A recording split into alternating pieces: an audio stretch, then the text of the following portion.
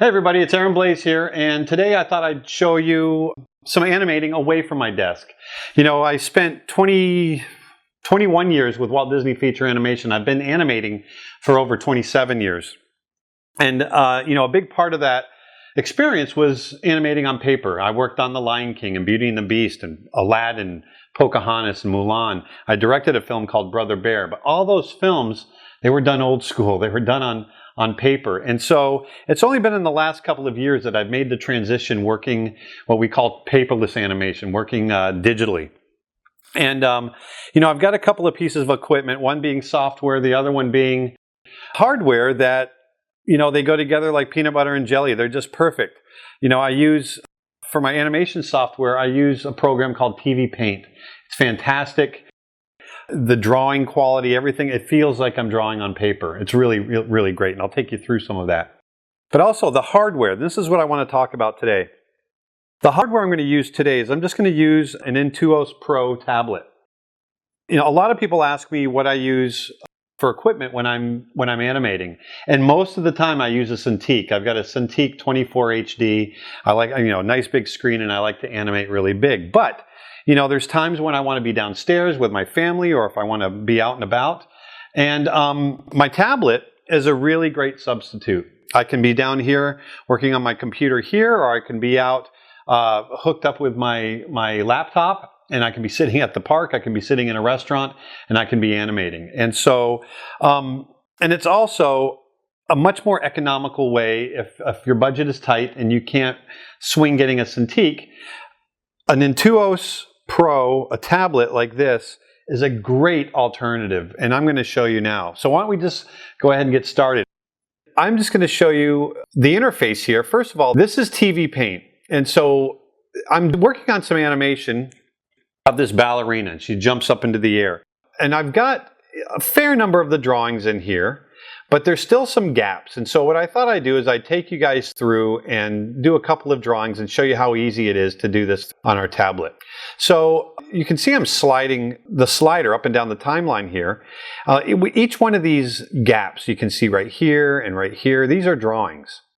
And there's little numbers on each drawing you can see, and that's the number of frames that each drawing is held for. Now usually I would like to have my drawings held for at least 2 frames, if not even more, you know, held for 1 frame to get really fast action. And so what I need to do is come in here, and some of these drawings are only held for, they're held for 4 frames or 8 frames. And so I want to break those down. I want to add more drawings and get the action nice and smooth. Okay, so I'm going to go ahead and add a drawing right in this gap. Right in here. And you can see I've got this held for 4 frames. Well, I want to add a drawing and hold it for 2 frames. So let's come up here, and you can see I've got a skull and crossbones. I'm going to click on that. And what it's done, you can see it's added a drawing in between. So here's the drawing right here, the first drawing, held for 2 frames.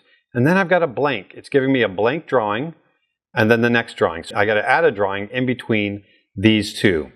Well, one of the other cool things that TV Paint has, another function, is this right here. You can see the little light bulb.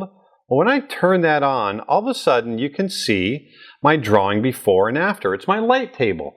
So it gives me an indication of where to put my in-between drawing.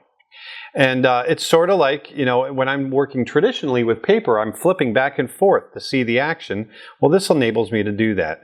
So I'm going to go ahead and put my slider right on that frame. And I'm just going to go ahead and start drawing. Now, I usually like to start, you know, with the head and work my way down if I'm doing humans. And in this case, you can see I can stay fairly loose, and I'm doing straight in-betweens. So I'm just kind of adding the torso. I usually get in, the torso next. So that's what I'm doing here. And you can see that the in-betweens that I'm adding are right in half, right in between. And that's why they're called in-betweens. So I want to get that leg coming in right there. Work that calf muscle right into the heel. And I can flip back and forth too using my arrow keys. You can see she's starting to, you know, the body's coming down and taking this weight. You know, when I'm doing this kind of stuff, when I'm working this loose, I'm really thinking about the physics. So I want to, you know, I'm thinking about exchange of weight. I'm thinking about momentum. thinking about a lot of different things.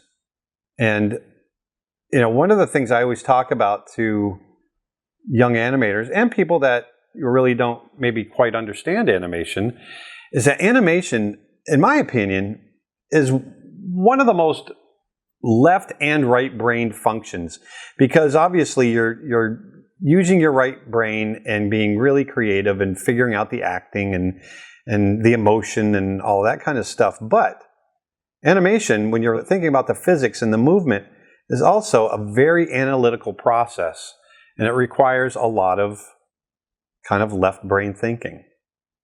So you can see very quickly I've added a little drawing there, and if I scroll on the timeline, you can see we move through that action and it gets a little bit smoother. Let's do one more. So once again, I'm going to hit that skull and crossbones, and I'm going to start drawing. I'm adding this, start with that head, indicate that neck coming down, and the body. And here we go here, getting that torso. And I want that arm. See, her arm, if I click back and forth here, actually I'm going to use a slider. You can see the arm is really starting to come forward very quickly. So that arm is going to be right about in here. And so here we go. Bring that arm in. And I'm also thinking about the arcs. You can see that the arm is going to arc this way. So I want to make sure that I get those arcs nice and clear. All right, and I'm going to bring this leg, it's coming down forward here. That's that leg.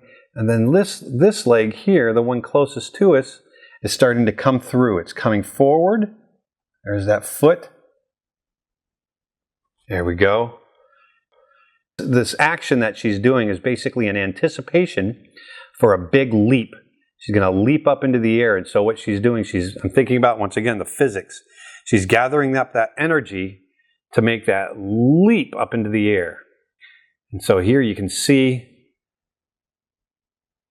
again, a nice smooth action. Once again, I'm just using my tablet, sitting in my living room, and it's nice. So why don't we just go ahead and play it and see what we've got. And there, look at that. So now you can see I've got some nice smooth movement as she leaps up into the air, this ballerina, this dancer.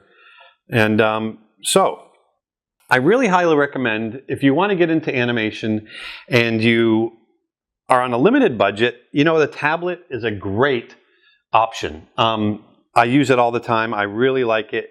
And the other great thing about it, once again, is its portability. Hooking it up to your laptop and just being able to sit and animate anywhere.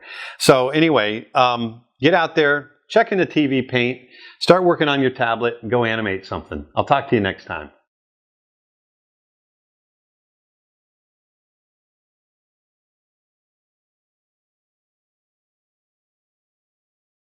Hey, thanks for watching. If you liked what you saw, please hit the red subscribe button down below. Spread the word. And also, if there's something that you're not seeing that you'd like to see, let us know. We'd love to hear from you. Thanks a lot.